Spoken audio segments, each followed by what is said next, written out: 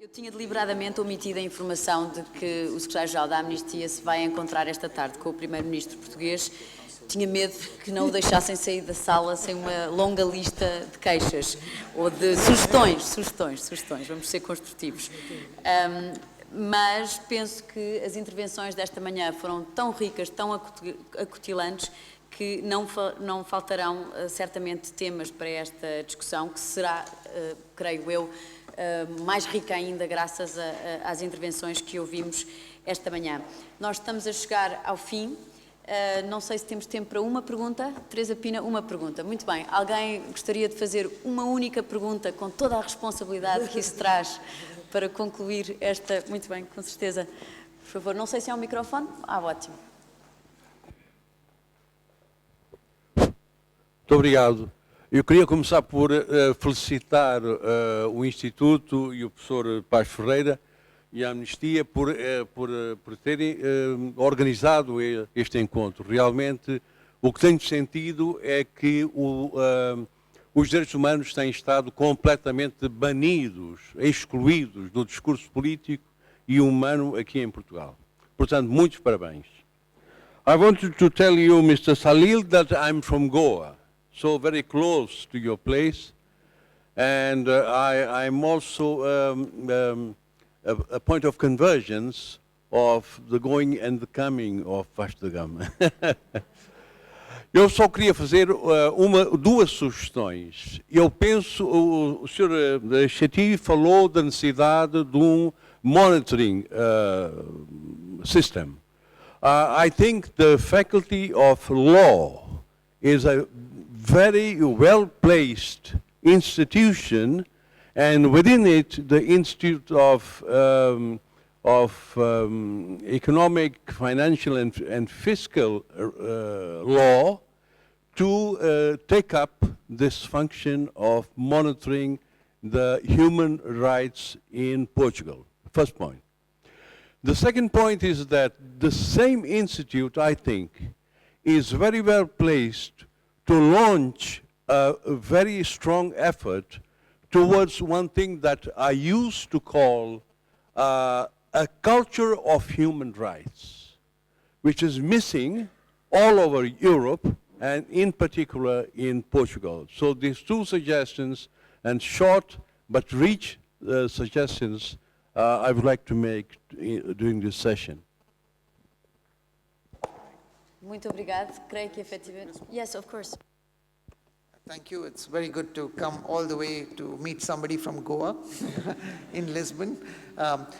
We had a very similar discussion yesterday when we had a session with our members and activists in Amnesty International. So, you know, when we say we want a national human rights monitoring mechanism, of course, it will be very good if there are independent monitoring mechanisms from the faculty, from the law school, etc. But we think it's also a state obligation to itself collect data, and in the UPR there is a suggestion also to collect disaggregated data. So it's a state responsibility, but it's very welcome if, for example, if the government of Portugal decides that they want to do it with the law school, that's great. But we don't want to absolve them of their responsibility to monitor the human rights impact. On the culture of human rights, I think you've touched on a very important point. In fact, Amnesty in Portugal has just launched a program with 5 schools now, what we call human rights friendly schools, and we have this program in many parts of the world to create, you know, a long-term rights respecting societies. It's very unfortunate that Europe, which we take for granted when it comes to human rights, is now going back a full circle. I was being told yesterday by some of my colleagues that when our activists went there to talk to the children, 16-year-old children in schools about death penalty, there are many children who are now saying that actually death penalty is a good thing, which you could not imagine, you know, that European children would say that. But so there's a lot of work to be done. I mean, they also said that once you explain to them, they change their mind. So, you know, it's not, the glass is always half full, not half empty. So. A Teresa Pina diz-me, diretora da Amnistia, diz que temos direito a mais uma, e eu vejo já ali uma pessoa.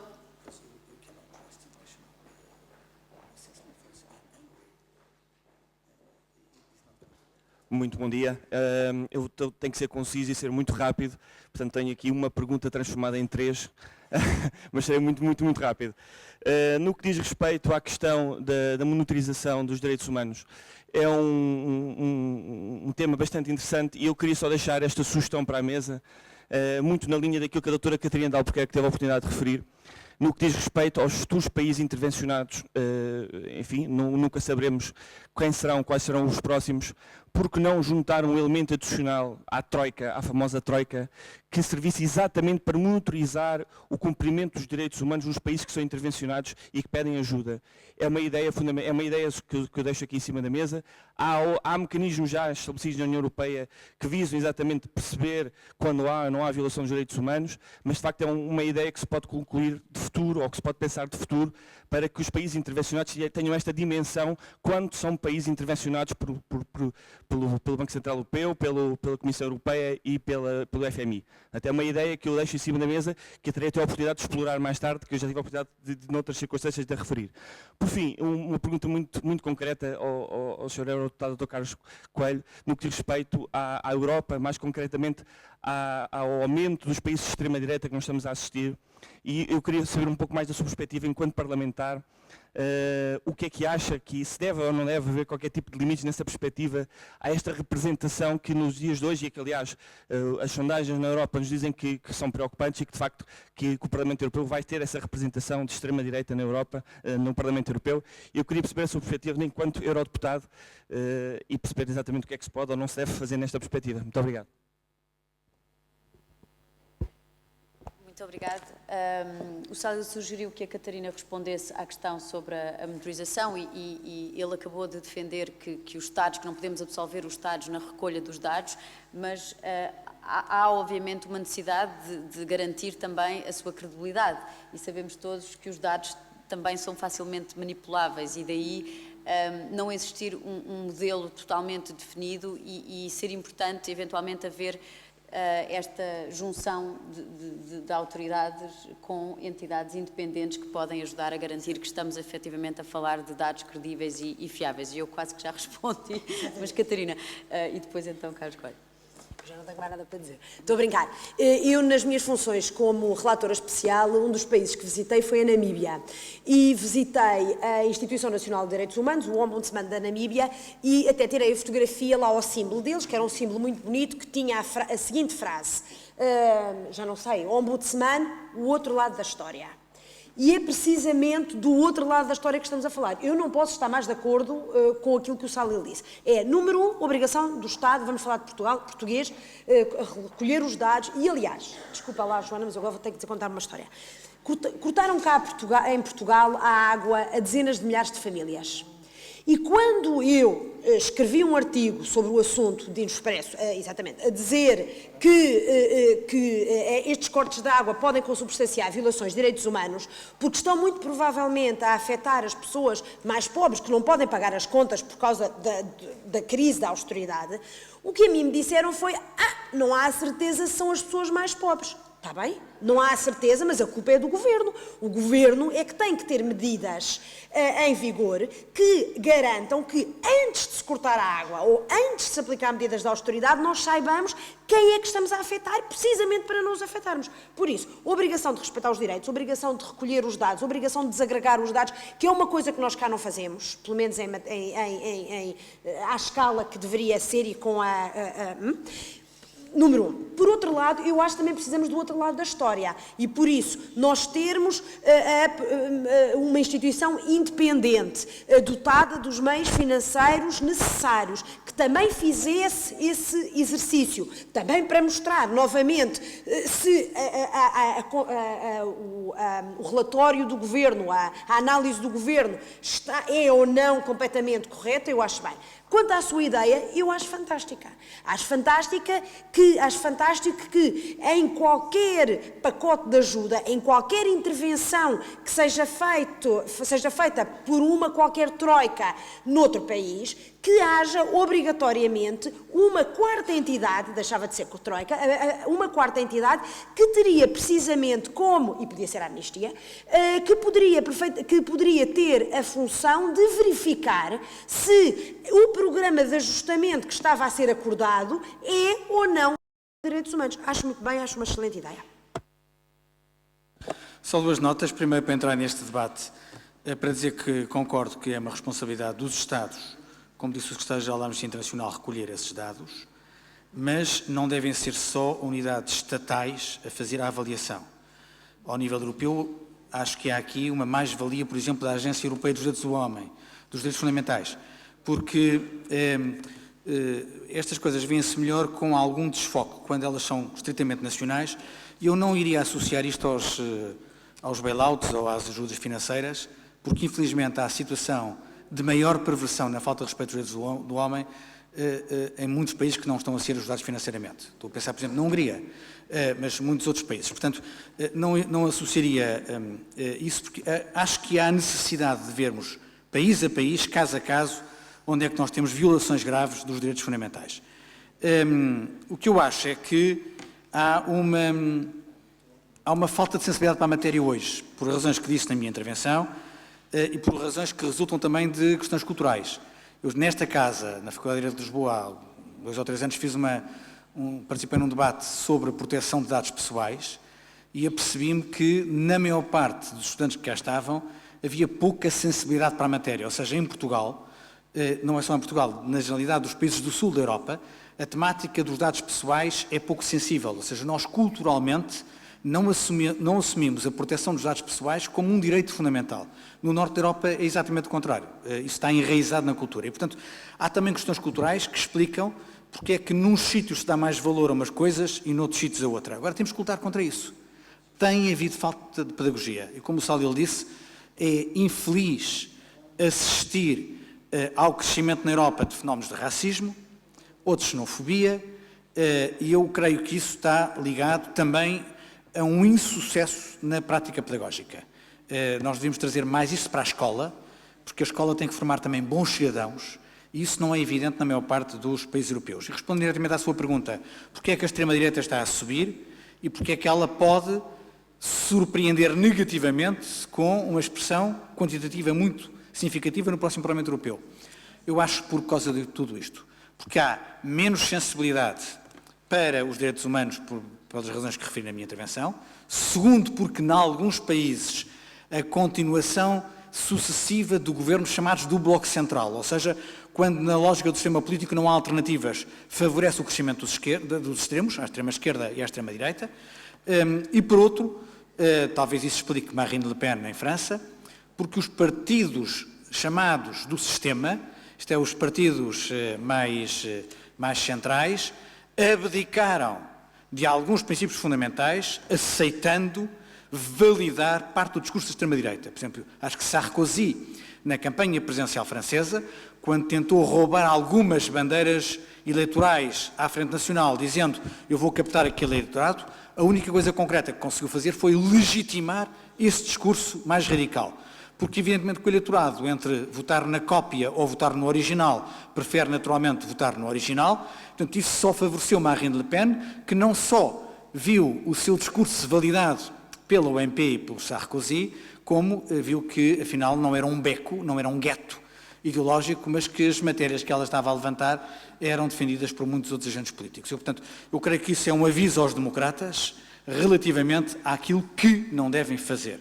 E, finalmente, nós às vezes dizemos tão mal do nosso país, ainda bem que no nosso país nós não temos esses fenómenos, não há movimentos nem de extrema-direita nem de extrema-esquerda racistas, xenófobos, eurofóbicos, e isso é uma das coisas boas que podemos dizer nós próprios. Muito obrigado. Muito obrigado. Mesmo na reta final, eu vou arrogar-me o meu direito de moderadora para desafiar novamente o Dr. Mário Soares a voltar um bocadinho ao tema de há pouco, nomeadamente como é que, na sua opinião, chegámos até aqui. A sua geração lutou pela conquista, pela manutenção, pela consolidação dos direitos humanos.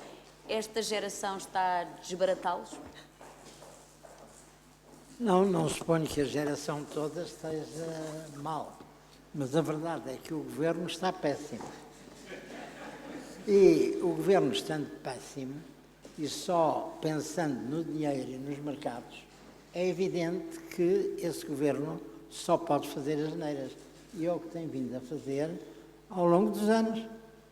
Há 4 anos que nós estamos, ou 3 anos e meio que nós estamos, sob um governo que de direitos humanos nunca pensou nisso. Nunca se pensou nisso. Direitos humanos, onde é que eles estão? Se a grande, a esmagadora maioria do povo português está contra eles. E eles nunca saem à rua porque estão veiados. Nunca falam com o povo. Nunca dialogaram com ninguém. Então, o que é que se tem a ver isto com direitos humanos?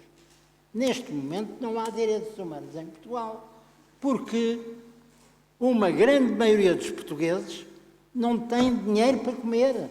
Os filhos vão aos caixotes do lixo buscar dinheiro. Então, e nós estamos aqui a falar, é preciso de direitos humanos? Claro que é preciso de direitos humanos, mas é quem os faça. Ora, este governo nunca falou em direitos humanos, como nunca falou com o povo.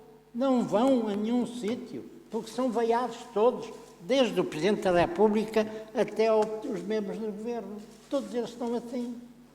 Permita-me a ousadia de interrompê-lo e de questioná-lo. Alguns dos problemas que aqui falámos são mais longos, não se resumem aos últimos 4 anos. A falta de cultura de direitos humanos que existe hoje em Portugal é mais longa. A questão dos voos da CIA ultrapassou... É total. Quem é que hoje defende os direitos humanos da parte do governo? Ninguém. A minha questão é, para trás também parece ter havido uma certa desistência dos direitos humanos. A questão dos voos da CIA atravessou vários governos de várias cores. Portanto, poderemos falar de uma crise genérica de direitos humanos que atravessa partidos? Não, minha senhora, é uma crise europeia. A Europa está nessa situação. A Europa e a senhora Merkel impôs a austeridade, como se sabe. A austeridade mata, como disse o Papa. A austeridade mata. Nós sabemos que mais austeridade, lá vamos nós perder muita gente e muitas pessoas.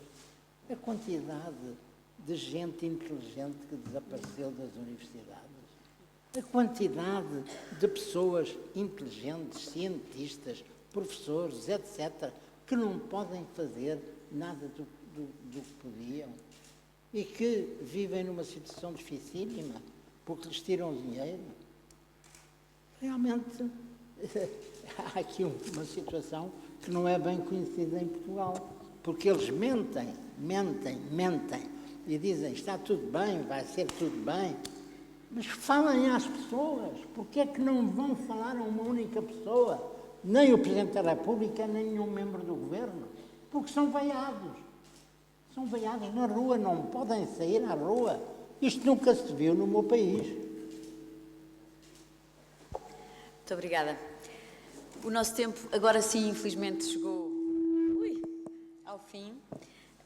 Muito obrigada a todos pela vossa atenção, a todos os participantes por intervenções tão pertinentes. Eu gostava, só antes de saírem, chamarem 2 segundos a vossa atenção para a nossa próxima iniciativa com a Faculdade de Direito, que é o curso de Direitos Humanos que vai ter lugar no dia 3 e 4 de junho e que tem como mote a pergunta crise económica, crise de direitos humanos, ponto de interrogação. E não posso terminar sem agradecer especialmente ao professor Eduardo Paz Ferreira e à sua equipa, pela forma tão receptiva com que receberam estas nossas iniciativas, que são para nós, a Amnistia, muito importantes, como eu referi no início. A defesa dos direitos humanos em Portugal e na Europa precisa urgentemente de ação empenhada de todos e eu acrescentaria em particular das novas gerações de juristas. Muito obrigada.